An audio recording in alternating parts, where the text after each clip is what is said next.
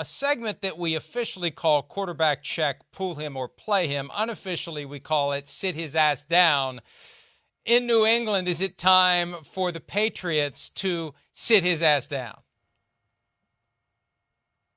Oh, 100% yes, Mike. No one should have to watch Jacoby Brissett anymore. This is cruel. This is some form of bullying that you've got to sit here and watch this, that fans have to watch Jacoby Brissett stand there and hold the football over and over.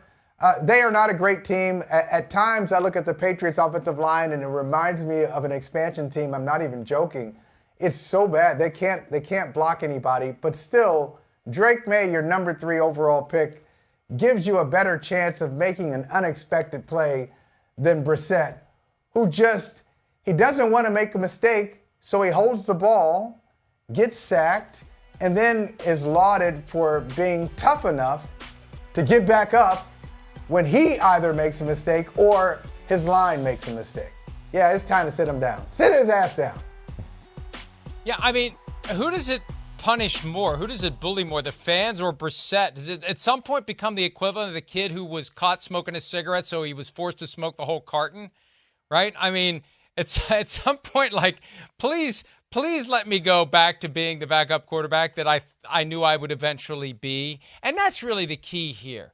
When's Drake May going to be ready? When are they going to trust him to play? That has always been the vibe, Michael. And we're getting closer and closer to the point where, as a practical matter, the Patriots are cooked. Let's just let Drake May get reps now so he's ready next year. That's all the more reason to do it. And Mike, when Mayo wasn't sleepy and when he wasn't in studio, he said weeks ago that Jacoby was outplayed by Drake May in training camp, but he still gave the job to Brissett. So that was weeks ago, and you're hearing these reports that May looks better in practice. I think it's time. And against Miami, it would make all the sense in the world. Against Miami at home, you're 1-3. You're averaging 13 points a game. Go ahead and give the fans something to look forward to with the first round pick as your starter. Dolphins in disarray, short week, coming to town, winnable game, build some confidence. Maybe the best situation you're going to have all year to put May in a spot where he can feel good about himself going forward. All right. Pull him or play him. Cleveland edition. Deshaun Watson. What would you do? Jameis Winston is there. Not Joe Flacco, but Jameis Winston is there. Would you sit Watson down for Winston? Okay, Mike. I would sit him down. I would sit him down. And I think a lot of Cleveland Browns fans would say, sit Deshaun Watson down. But if you're Andrew Berry, if you're Kevin Stefanski, if you do that, now you're opening up all sorts of things. You're not just making a decision for the 2024 season. You're pretty much tying yourself to Deshaun Watson. And when he leaves, you're going to leave too, because you were part of the duo. That duo said, yes, we're going to do it. We're going to guarantee the contract. This makes sense. We're going to give up multiple first-round picks. Deshaun Watson is going to be the guy. Not only is he going to be the guy on the field, he's the guy we invited all types of public scrutiny, public relations disasters by saying we want to trade for him.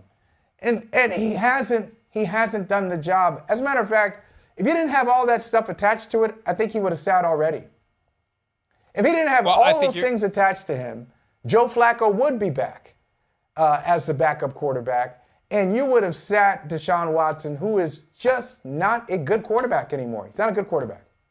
Yeah, I think what would have happened at best for Watson, Flacco's back and it's an open competition for the starting job. That's what would have happened. But you've got $92 million beyond this year that's tied to Watson.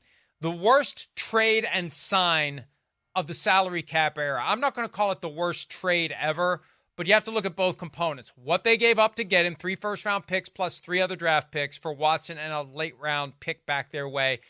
The 5-year, $46 million per year, fully guaranteed. They can't get out of it. The only way they get out of it is if this lawsuit that was filed 22 days ago sparks a suspension, And if he didn't disclose it to the Browns in writing before any of his various contracts that he signed with the team, that's when they could void his guarantees. Haven't heard much about that one lately, but that's their only way out of this. They're stuck. And at some point, Michael, they just have to say, and I don't know much about economics, but I understand what a sunk cost is. At some point, you just have to accept the fact that you're paying this guy and you don't make the situation any better by insisting on playing him. You're paying him one way or the other. Set that aside. That money's gone. It's not coming back. What do we do now? Do we put him on the bench? Do we cut him? What do we do? But we got to get somebody else on the football field. And I'd like to think they're getting closer and closer to that point. I'm curious, if you don't want to call this the worst trade ever, what is it, the Herschel Walker deal?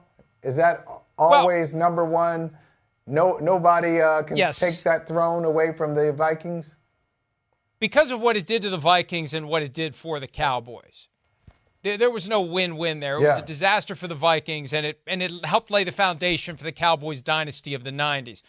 But cap era, this is the worst combination of I'm going to trade for a guy and I'm going to pay him, because that's what we see happen. Trade him and pay him. The combo of the contract and the trade terms, I think we'll never see one worse. I mean, Russell Wilson was close, but not that close. Really Watson is the worst, maybe by far. All right, one more real quick. Gardner Minshew versus Aiden O'Connell. And I know when Minshew won the job, my first reaction was, you know what he wins? He wins the first ticket to the bench, because it's going to happen. Should it happen now?